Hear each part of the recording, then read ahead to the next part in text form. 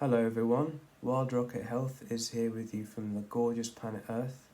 It has been 10 years since my spiritual awakening. Since that time, I have learned a lot about living and thriving in a very powerful and conscious way. This time 10 years ago, I had a near-death experience and I was given a chance within the near-death experience to have a second chance at life. So in awakening, I have been given a third eye, I have been given a completely overhauled consciousness and a greater level of awareness as it pertains to all levels of myself and the world around me.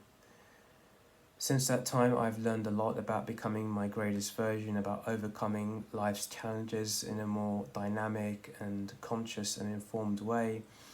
I've made many mistakes along the way since my awakening 10 years ago. However, because I was given a second chance at life and because of the skills I was given upon my awakening, I have been able to navigate them in a much more healthy and powerful and integrated manner.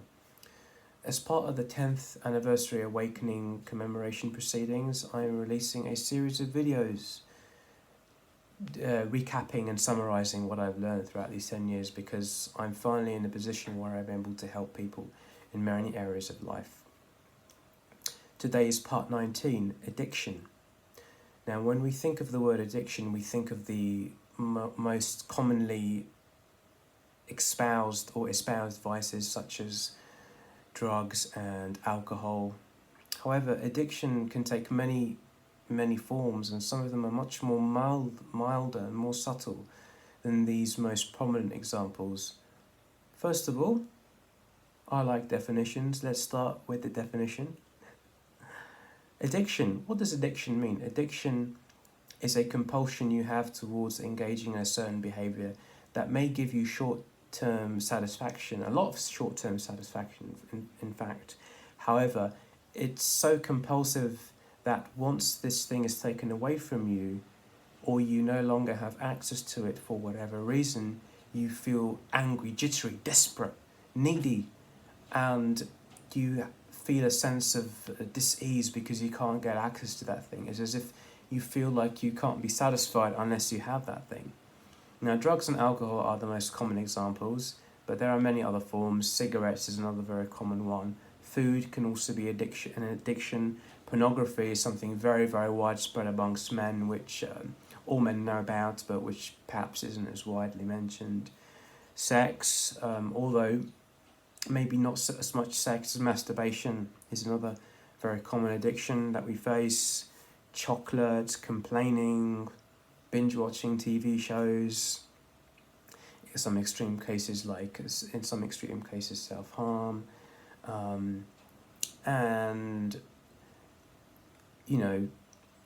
with addiction, it's never really about the thing you're addicted to itself, is it? I mean, with addiction, the thing we have to bear in mind is that the root cause of the problem is the symptom or the compulsion or the feeling of lack that rests inside of you that's causing you to take on this behaviour in the first place. So a very powerful first step is to, first of all, go back into that feeling of not having that thing.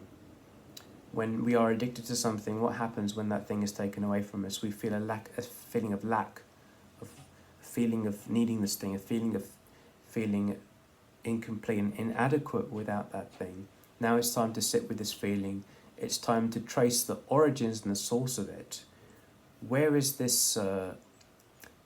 source of this feeling of compulsion coming from? Oftentimes, this thing that we're addicted to, it gives us a dopamine hit of joy. It gives us a feeling of joy and elation and happiness, which obviously we've not been finding in other areas of our lives. Therefore, almost everyone who's addicted to something is doing so because they have yet to find their true passion and their true joy and their authentic purpose. And they have yet to begin pursuing their true authentic purpose in any meaningful way. Once we find out what it is we came here to do, once we get a hold of our true strengths in this life, we will find an inexhaustible well of joy, of happiness, of peace, of drive, of motivation, that once we do, we will no longer need the thing we were addicted to. And even if we start taking drugs again or drinking alcohol, once we've discovered that inner joy that comes from living our true life's purpose, find out if you really love painting, if you love to write, if you love helping people, if you love creating content, if you like making music. And then not only find the thing that you like to do, but also think about what it is that brings you the most peace and joy while you're doing that thing. Let's say you're a musician, you like creating songs, right? What specifically is it about creating a song or putting together chords that brings you joy? What part of your brain is satisfied when you're doing this thing? Try to get into that. And then also, again, I love really tracing back elements of yourself to early childhood or early in your life to really get to the origin of it. What are the earliest memories that you have of feeling this joy of satisfaction, of pursuing something that means a lot to you?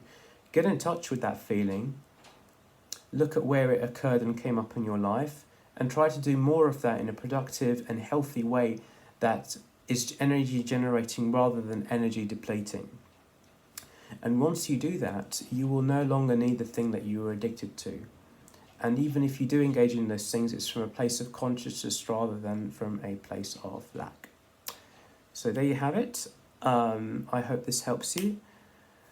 If you have any comments or any suggestions about what I shared in this video or any of the others, please leave a comment. Let me know how you found this video, and I would be happy to learn from you as well, because everything's interconnected and I've learned a lot from my experiences just as you're learning from me right now. So thank you very much. This has been Wild Rocket Health here with you from this gorgeous planet Earth.